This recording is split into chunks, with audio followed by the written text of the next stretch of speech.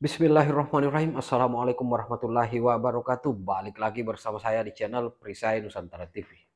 Sikap politik yang diambil oleh Raffi Ahmad dengan melakukan sowan ke Habib Rizik itu kemudian menuai banyak kontroversi di tingkatan masyarakat maupun elit-elit politik.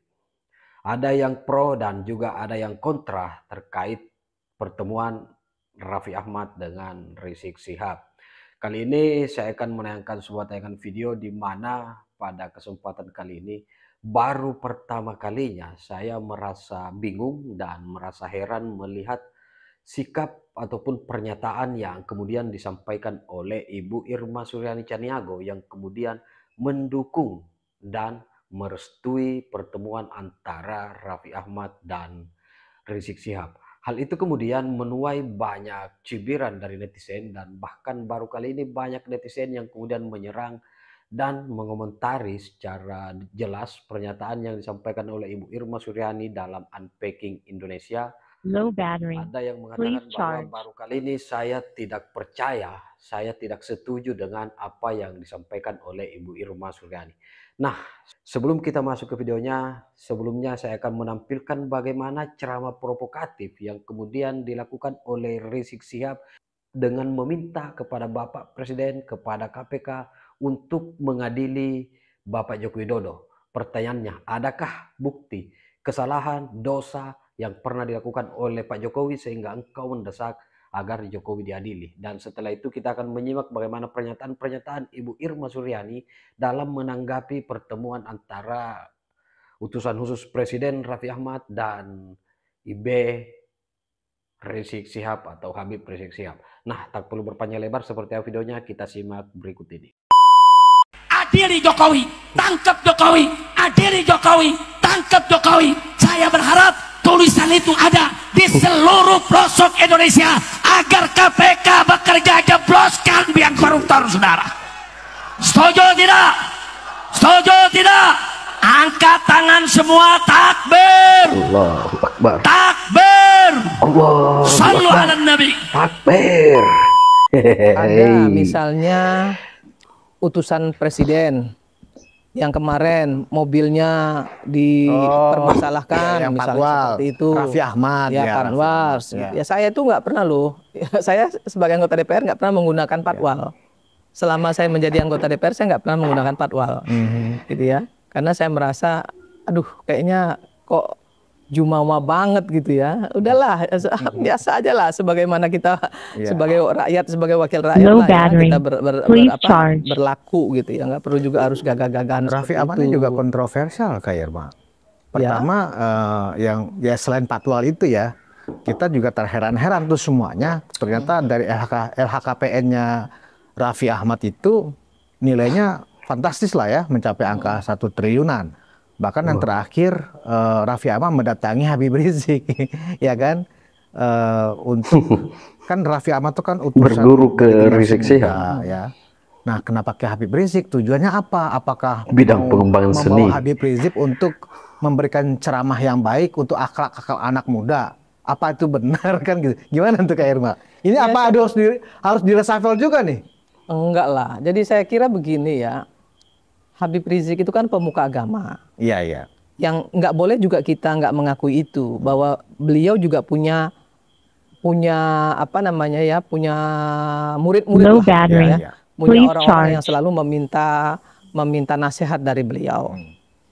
Kita nggak boleh menafikan itu karena beliau adalah pemuka agama. Nah, saya kira yang dilakukan Raffi juga nggak salah. Kan Pak Habib Rizik juga punya banyak fans, ya, punya banyak orang yang juga menghormati beliau dan berguru kepada beliau. Sebenarnya yang dilakukan Raffi itu bagus ya, bagus saja. Nggak boleh juga kita apa namanya menafikan hal itu gitu. Habib Rizik bisa juga membantu Raffi untuk mencerdaskan anak muda, ya, memberikan pelajaran agama, akhlak, apa namanya, etika dan lain sebagainya. Jadi menurut saya itu hal-hal yang normal-normal saja dan gak ada masalah gitu. Iya. nggak ada masalah. Karena apa? Jadi lupakan masa lalu lah kalau menurut saya ya. Lupakan masa lalu. Ke depan ini kan Pak Prabowo pengen semuanya terlibat di dalam apa namanya membangun Indonesia ke depan menjadi lebih baik. Nah Pak Habib Rizik juga harus kita minta bantuan untuk juga bisa membantu masyarakat sesuai dengan keahliannya. No problem, bagus menurut saya, nggak ada masalah. Supaya itu juga mungkin strategi, anggaplah itu Raffi melaksanakan perintah presiden juga ya kan, sebagai utusan kan begitu, utusan presiden. Bagaimana cara membawa Habib Rizik itu membawa dakwah-dakwah yang lembut ya, yang selama ini kan cenderung keras ya kan, provokatif. Tapi juga gini juga loh Bang, kadang-kadang memang perlu keras juga. Ada keras, ada lembut. Menurut saya itu bukan hal yang harus diperdebatkan. Keras yang penting itu memang betul-betul bisa membuat masyarakat menjadi lebih baik. Lembut kalau kemudian malah menjadi kontraproduktif juga nggak bagus juga gitu. Bahasanya lembut tapi menjadi kontraproduktif kan nggak bagus juga gitu ya. Jadi apa yang dilakukan Raffi untuk bertemu dengan Habib Rizik menurut saya nggak perlu dipersoalkan dan harus disupport supaya kita juga minta Pak Habib Rizik ini ikut membangun bangsa ini melalui dakwah-dakwah beliau yang untuk anak-anak muda gitu. Menurut Kak Irma yakin Habib Rizik mampu menampilkan wajah baru, dakwah baru, ya kan, yang lembut, yang bisa mengena, ya kan.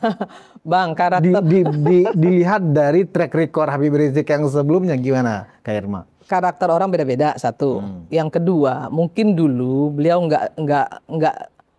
nggak sealiran nih dengan presidennya, ya kan. Kalau sekarang kan beliau sealiran dan memahami lah ya, dan percaya gitu dengan presidennya. Saya kira halnya nggak bisa disamain lah ya. Saya sih tetap punya pikiran positif ya. Saya selalu berpikiran positif bahwa nggak ada salah ya. Dan saya yakin sih mudah-mudahan bisa gitu.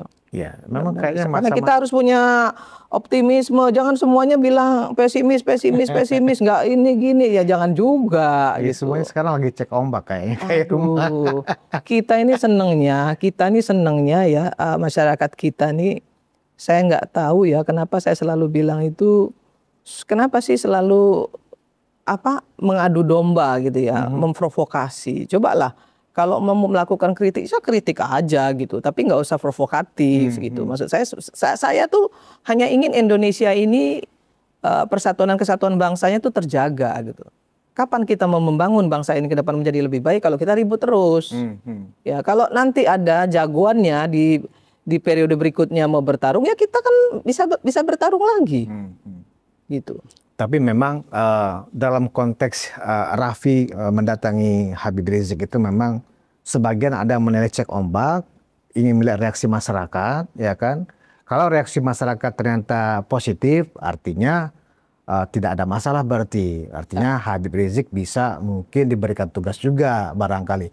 Tetapi manakala respon dari masyarakat yang terhadap Raffi Ahmad ternyata negatif, bisa jadi ternyata masyarakat belum menerima, masyarakat yang selama ini mendukung Prabowo Gibran, maksudnya gitu loh. Kak Irma, semuanya kan dalam konteks masih cek ombak, termasuk juga mungkin tugas yang diberikan oleh Presiden kepada Menteri SDM Bahlil yang juga adalah seorang ketua umum Golkar. Itu jangan-jangan juga cek ombak, karena kan nggak lepas semuanya itu adalah bagaimana sekarang Presiden Prabowo harus mempertahankan tingkat kepuasan masyarakat ini dan tingkat keyakinan masyarakat kepada rakyat bahwa memang presiden selalu pro rakyat. Ini kan yang sedang diuji sekarang. Tergantung bagaimana menteri-menteri ini mampu menerjemahkan.